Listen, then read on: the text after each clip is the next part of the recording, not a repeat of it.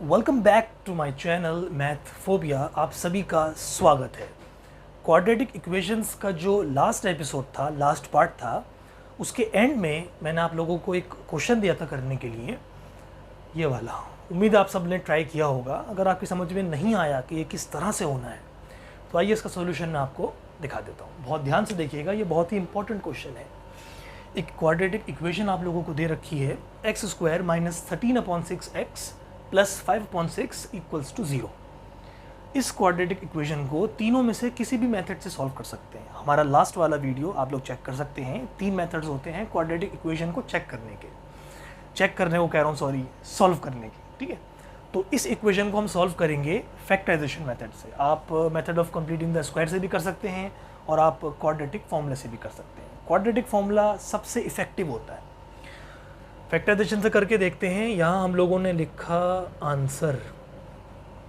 ये जो इक्वेशन है आपकी, इसको मैंने एज इट इज़ लिख दिया पहले, x square minus 13/6x plus का 5/6 इक्वल्स टू 0, ठीक है।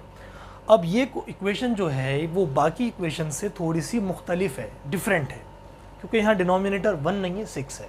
तो जब भी डिनोमिनेटर कुछ और हो, पूरी इक्वेशन को लेफ्ट हैंड साइड को भी और राइट हैंड साइड को भी उसी डिनोमिनेटर से मल्टीप्लाई कर देते हैं ताकि डिनोमिनेटर सबका 1 बन जाए, ठीक है। तो मैं यहाँ लिख रहा हूँ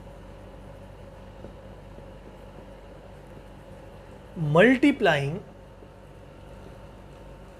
थ्रू आउट बाई 6, ठीक है। सबको 6 से मल्टीप्लाई कर रहा हूँ। तो बच्चे ये हमारा हो जाएगा, ध्यान दीजिएगा, 6x स्क्वायर माइनस का 13/6x, इसको भी 6 से मल्टीप्लाई कर दिया, और प्लस का 5/6, ये भी हमारा 6 से मल्टीप्लाई हो गया, ठीक है, इक्वल्स टू 0 × 6 भी हो जाएगा, ठीक है भाई। अब ध्यान रखिएगा, इस 6 से ये वाला 6 कैंसिल आउट हो गया, इस 6 से ये वाला 6 कैंसिल आउट हो गया, ठीक है, और 0 से 6 ख़त्म, 0 आंसर आ गया। तो ये बन जाएगा हमारा 6x स्क्वायर माइनस का 13x प्लस का 5/6, सॉरी 5 ये नीचे से कैंसिल हो चुका है, इक्वल्स टू 0, ठीक है।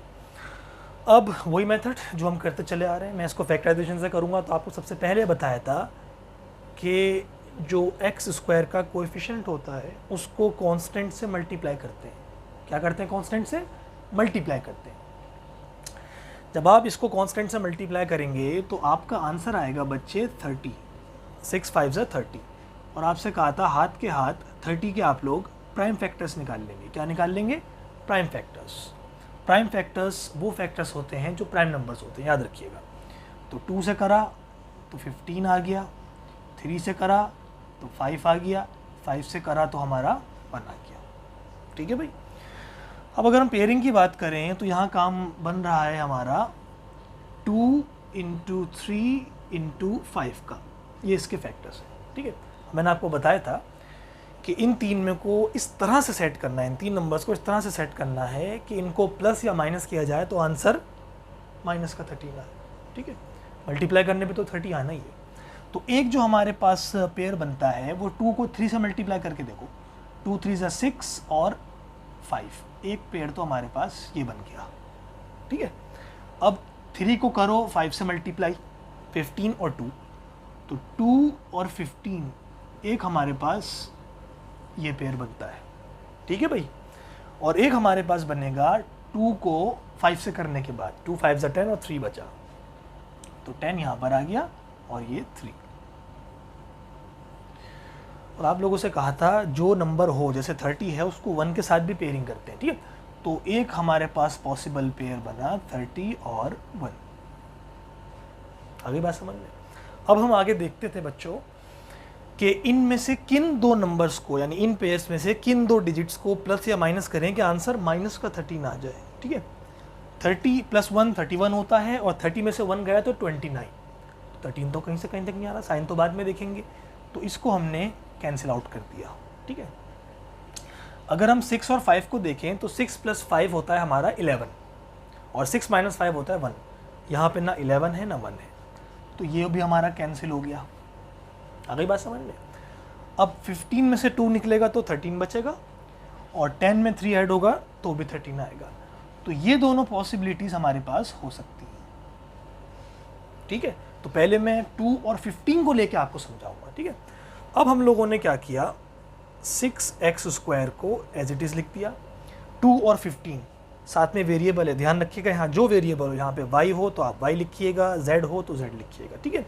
2 और 15, तो अगर मैं यहाँ 2x ले लूँ और यहाँ पर 15x ले लूँ और प्लस का 5 एज इट इज़, ये मेथड आपको मैं सिखा चुका हूँ पहले भी, ठीक है। अब साइन का ख्याल रखिएगा, दोनों जगह प्लस लूँगा तो 17 हो जाएगा, अब माइनस ही करना है, साइन इधर है तो ये माइनस का होगा बच्चे, ये प्लस का होगा। प्लस माइनस माइनस, 15 में से 2 गया 13, साइन बड़े वाले का -13, ठीक है, याद रखिएगा। अब इन दोनों में कॉमन कर लेते हैं, इन दोनों में कॉमन कर लेते हैं, इन दोनों में कॉमन आएगा 2 और x।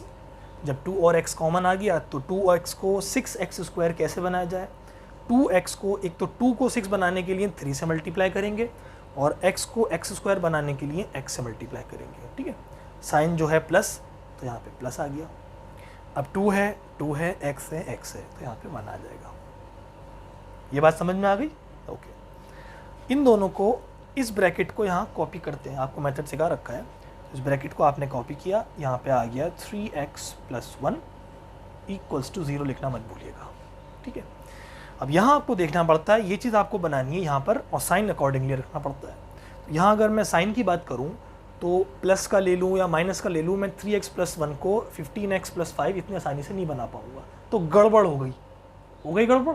वो गड़बड़ इसलिए हुई कि हम 2/15 यानी 2 और 15 को फैक्टर्स लेके कर रहे हैं। आपकी बात समझ में आ रही है? तो 2 और 15 नहीं चल पा रहा, तो हम इसको भी कैंसिल आउट कर देते हैं। आ गई आपको मेरी बात समझ में? यहाँ पे 3x + 1 है, क्योंकि ये तो एज इट इज़ यहाँ कॉपी होता है। अब 15x बनाने के लिए यहाँ पर मुझे 5 से मल्टीप्लाई करना पड़ेगा। अब 5 से अगर मैं मल्टीप्लाई करता हूँ, प्लस का 5 लेता हूँ, तो ये भी प्लस का आ जाएगा, ये भी प्लस का, जबकि यहाँ तो माइनस का है। यहाँ माइनस का 5 लूँगा तो यहाँ भी माइनस आएगा, यहाँ भी माइनस, जबकि यहाँ माइनस है, यहाँ प्लस है। बात समझ में आ रही है? पॉसिबल नहीं। तो मैंने ये जानबूझ के गलत करा है ताकि आपको समझ में आ जाए कि 2 और 15 जो पॉसिबल फैक्टर्स थे, जो बना रहे थे 13, वो क्यों नहीं लिए मैंने। अगर मैं आपसे ऐसे ही बोल देता कि मत लीजिए 2 और 15 को, वो नहीं बनाएंगे, तो आपकी समझ में इतने बेहतर तरीके से नहीं आता। आई बात समझ में आपको? तो मैं इसको हटा देता हूँ और 10 और 3 फैक्टर्स लेके करता हूँ सही तरीके से, ठीक है, समझाने के लिए बताया था। तो ये प्रोसेस नहीं चल पाई आपकी। क्यों नहीं चल पाई, ये आपकी समझ में बात आप लोगों के आ चुकी है। तो फैक्टर्स कौन से लूँगा अब मैं? 10 और 3। अब ज़रा ध्यान से देखिएगा, 10 और 3 अगर मैं लेता हूँ तो 6x² एज इट इज़ रहेगा, ठीक है। 10 लिख दो पहले या 3 लिख दो, एक ही बात है। तो मैं यहाँ 3x लिख देता हूँ, यहाँ पे 10x लिख देता हूँ, और प्लस का 5 = 0 एज इट इज़। अब यहाँ माइनस का 13 है, तो बड़े वाले का साइन नेगेटिव ही होगा। अब प्लस कर नहीं सकता, प्लस माइनस तो माइनस हो जाएगा, हमें तो ऐड ही करना है, तो दोनों माइनस में आ जाएंगे, ठीक है। माइनस माइनस प्लस, 10 + 13 = 13, और साइन बड़े वाले का -13, ठीक है। अब इन दोनों में आप कॉमन ले लीजिए, 6 और 3 में 3 कॉमन होता है, यानी LCM, और x² और x के अंदर हमने x ले लिया कॉमन। क्या बचा अंदर? 3 × 2 = 6, और x से करेंगे तो x², minus as it is, और ये आ गया 1, ठीक है। इसे एज इट इज़ यहाँ कॉपी कर दीजिए। कॉपी करेंगे तो ये 2x - 1 हो जाएगा, = 0 लिखना मत भूलिए, ठीक है। अब 2x - 1 यहाँ पे ये चाहिए, माइनस का साइन है, प्लस का साइन है, तो माइनस का 5 ले लेंगे। क्या ले लेंगे? 5। अब ज़रा ध्यान से देखिएगा, -5 को 2 से किया तो माइनस का 10x, -5 को माइनस के 1 से किया तो प्लस का 5। ये चीज़ इन फैक्टर्स को लेके नहीं हो पा रही थी। आ गई आपको बात समझ में? तो बहुत ध्यान से आपको करना है। अब आपको आगे का तरीका तो मालूम है, इन दोनों के अंदर 2x - 1 कॉमन आ जाएगा, तो हमने यहाँ ले लिया 2x - 1, और क्या बचा? 3x - 5। तो यहाँ हमने लिख दिया 3x - 5 = 0। आपको बात समझ में आ गई? अभी क्वेश्चन पूरा हुआ नहीं है, ये सिर्फ फैक्टर्स बने हैं। क्या बने हैं? फैक्टर्स। अब फैक्टर्स बने हैं, लेकिन हमें तो सॉल्व करना था। सॉल्व का मतलब होता है हमें इसके ज़ीरोज़ निकालने हैं। क्या निकालने हैं? ज़ीरोज़। तो ज़ीरोज़ कह लो, सॉल्यूशंस कह लो, रूट्स कह लो, एक ही बात होती है। यानी वो वैल्यू x की जो हम रखें इस इक्वेशन में तो आंसर 0 आ जाए, यानी इक्वेशन को वो वैल्यूज़ सेटिस्फाई करें। तो जो वैल्यूज़ इक्वेशंस को सेटिस्फाई करती हैं उन्हें हम इक्वेशन का रूट भी कहते हैं, सॉल्यूशन भी कहते हैं, और क्या कहते हैं? रूट्स, सॉल्यूशन, और तीसरा आप बताइए। रूट्स, सॉल्यूशन और वैल्यू। आई बात समझ में? तो आगे हमने इसको सॉल्व किया। मैं यहाँ पे एक लाइन डाल देता हूँ। तो इसका मतलब ये हुआ कि अगर इसको 0 रखना है तो 2x माइनस 1 0 होगा, या फिर 3x माइनस 5 हमारा 0 होगा। ठीक है, यह चीज़ 0 हो गई तो भी आंसर 0 आएगा, ये चीज़ 0 हो गई तो भी आंसर 0 आएगा। ठीक है, तो यहाँ पे अगर इसको सॉल्व करेंगे तो 2x की वैल्यू हो जाएगी माइनस का 1, वहाँ जाके हो जाएगा प्लस का 1, तो x की वैल्यू आ गई 1/2। यह आपका पहला सॉल्यूशन, पहला रूट। अगर इसको सॉल्व करेंगे हम तो 3x की वैल्यू आ रही है माइनस का 5, वहाँ जाके हो जाएगा प्लस का 5। ठीक है, तो x की जो वैल्यू है वो है हमारी 5/3, क्योंकि 3 और x यहाँ पे मल्टीप्लाई हो रहे हैं LHS में, RHS में जाके वो डिवाइड हो जाएंगे। ठीक है भाई, तो ये आ गया हमारा दूसरा आंसर। ठीक है, तो ये दोनों आंसर आपके ठीक है। यानी इस इक्वेशन के अंदर अगर आप x की वैल्यू 1/2 रखेंगे तब भी आंसर 0 आ जाएगा, x की वैल्यू 5/3 रखेंगे तब भी आंसर 0 आ जाएगा। बस एक बात का ध्यान रखिएगा आप लोग, x को 1/2 यहाँ रख दिया और x की वैल्यू 5/3 यहाँ रख दी, ये गलत है। आप एक वक्त में दोनों बार में एक ही वैल्यू पुट करेंगे, यानी यहाँ भी 1/2, यहाँ भी 1/2, तब 0 आएगा, और यहाँ भी 5/3, यहाँ भी 5/3, तब 0 आएगा। ठीक है, इसके बाद मैं आपको कराऊंगा नेचर ऑफ रूट्स, क्योंकि हर क्वाड्रेटिक इक्वेशन सॉल्व नहीं हो पाती, उसके सॉल्यूशन रियल नहीं होते। ठीक है, आइए मैं आपको नेचर ऑफ द रूट्स बताता हूँ क्या होते हैं। आइए, तो आइए दोस्तों नेचर ऑफ रूट्स पढ़ते हैं हम। कोई भी एक क्वाड्रेटिक इक्वेशन, सपोज करो क्वाड्रेटिक इक्वेशन की आपको स्टैंडर्ड फॉर्म मैंने बताई थी कि क्वाड्रेटिक इक्वेशन की जो स्टैंडर्ड फॉर्म होती है वो ये होती है ax² + bx + c = 0। और आपको ये बात भी बताई थी कि a, b और c जो होते हैं हमारे, वो क्या होते हैं? वो होते हैं रियल नंबर्स। क्या होते हैं भाई? वो होते हैं हमारे रियल नंबर्स। लेकिन जो a की वैल्यू है वो हम 0 नहीं रख सकते, ये भी आपको बताई थी मैंने। a, b, c real numbers होते हैं। अब रियल नंबर्स क्या होते हैं? रियल नंबर वो होते हैं जिसमें दुनिया भर के सारे नंबर होते हैं, कुछ भी, रूट में हो, फ्रैक्शन में हो, रैशनल नंबर हो, इंटीजर हो, नेचुरल नंबर हो, होल नंबर हो, कुछ भी हो, वो सब कैटेगरीज रियल नंबर्स के अंदर आ जाती हैं। ठीक है, 0 भी तो होता है रियल नंबर्स में, लेकिन हम a को 0 नहीं रखते। अगर मैंने a को 0 रख दिया तो a को 0 रखने पे ये चीज़ हो जाएगी एलिमिनेट, और ये इक्वेशन क्वाड्रेटिक नहीं रहेगी, फिर ये इक्वेशन बन जाएगी लीनियर इक्वेशन। इस बात का ख्याल रखिएगा। तो a को कभी भी 0 मत रखिएगा। ठीक है, अब जो नेचर ऑफ रूट्स होते हैं वो रूट्स यानी सॉल्यूशन, उनका जो नेचर होता है वो बताते हैं हमें कि रूट्स इक्वल होंगे, रूट्स आपके बराबर निकलेंगे, जो रूट्स आपके डिफरेंट होंगे, रूट्स निकलेंगे भी या नहीं निकलेंगे, वो सब चीज़ें नेचर ऑफ रूट्स में हम पढ़ेंगे। ठीक है, तो सबसे पहली जो आपकी इसके अंदर चीज़ आती है वो आती है डिस्क्रिमिनेंट। डिस्क्रिमिनेंट मैंने आपको पहले भी बताया था क्वाड्रेटिक फॉर्मूला सॉल्व करते वक्त कि वो b² - 4ac होता है। ठीक है, उसके अंदर आता है कि अगर आपका जो ये वैल्यू है b² - 4ac, अगर ये 0 के बराबर हो गई, इस बात का ख़ास ख्याल रखिएगा, b x का कोएफिशिएंट, a x² का कोएफिशिएंट और c हमारा कांस्टेंट होता है। ठीक है, अगर ये वाली वैल्यू 0 के बराबर हो गई तो क्वाड्रेटिक इक्वेशन के जो रूट्स निकलेंगे वो दोनों इक्वल होंगे। क्या होंगे? इक्वल।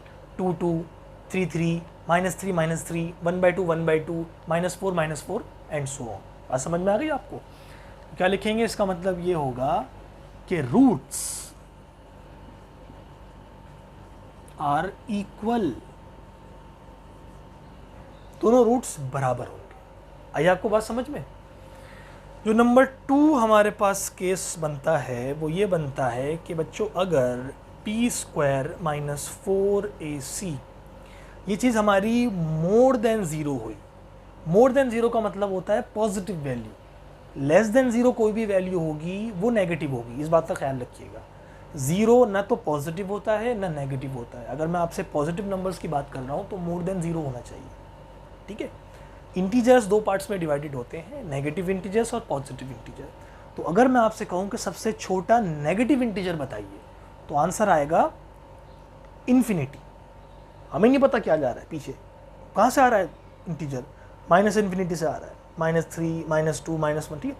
लेकिन सबसे बड़ा जो नेगेटिव इंटीजर है वो -1 होगा, इस बात का ख्याल रखिएगा। अब अगर मैं कहूँ सबसे छोटा पॉजिटिव इंटीजर तो वो 0 नहीं होगा, वो 1 होगा। और सबसे बड़ा पॉजिटिव इंटीजर वो तो भूल ही जाइए, आप 10 कहेंगे मैं 11 कह दूंगा, आप 100 कहेंगे मैं 101 कह दूंगा, ठीक है। तो अगर b² माइनस 4ac ये वाली वैल्यू मोर देन 0 आती है तो बच्चे जो हमारे रूट्स होते हैं क्या होते हैं, रूट्स कहते हैं सॉल्यूशंस को, जो x की वैल्यूज आती हैं 0 रखने पे क्वाड्रेटिक इक्वेशन को, वो क्या होते हैं, वो होते हैं डिस्टिंक्ट। डिस्टिंक्ट का मतलब होता है डिफरेंट, अलग अलग आएंगे। जैसे जो मैंने आपको भी इससे पहले क्वेश्चन करवाया था उसमें एक वैल्यू आ रही थी 1/2 और दूसरी शायद 5/2 थी, या जो भी थी आप देख लीजिएगा, दोनों अलग अलग थी। 2 3 3 4, एक वैल्यू x की आई 4, एक वैल्यू आई 3। तो इस तरह के जो रूट्स होंगे आपके वो इस कंडीशन पे लाई करते हैं, ठीक है। और जो आपकी तीसरी कंडीशन होती है बच्चे वो ये होती है, आपकी ध्यान रखिएगा, अगर हमारा b² minus 4ac less than 0 हुआ। अब लेस देन 0 का मतलब क्या हुआ, नेगेटिव। अगर b² माइनस 4ac हमारा लेस देन 0 आता है यानी नेगेटिव आता है तो रूट्स एग्जिस्ट नहीं करेंगे रियल वाले, नो रियल रूट्स एग्जिस्ट। तो 10th क्लास में इतना ही है, 11th में हम ये चीज़ डिटेल में पढ़ेंगे, ठीक है। तो इसके लिए मैं यहाँ पर आपको लिख के दिखा दूँ, यहाँ पे इसका जवाब आएगा नो रियल रूट्स, ठीक है भाई। तो 1 मार्क में इस टाइप के क्वेश्चंस आ जाते हैं कि आपको एक क्वाड्रेटिक इक्वेशन दे रखी है, आपको सिर्फ उनके रूट्स का नेचर बताना है, आपको उनको सॉल्व करके उनके रूट्स नहीं निकालने, सिर्फ उनके रूट्स का नेचर बताना है कि भाई बताओ कि रूट्स दोनों एक जैसे होंगे या रूट्स डिफरेंट होंगे या रूट्स रियल एग्जिस्ट करेंगे भी या नहीं करेंगे। तो इस बात का आप बहुत ख्याल रखिएगा, ठीक है। तो इसी के साथ हम अपनी आज की जो हमारी क्लास है उसको ख़त्म करते हैं। उम्मीद करता हूँ कि आप लोग हमारे चैनल को सब्सक्राइब और शेयर करना नहीं भूलेंगे, हमारे वीडियोस को लाइक और कमेंट ज़रूर कीजिएगा, ठीक है। Thank you.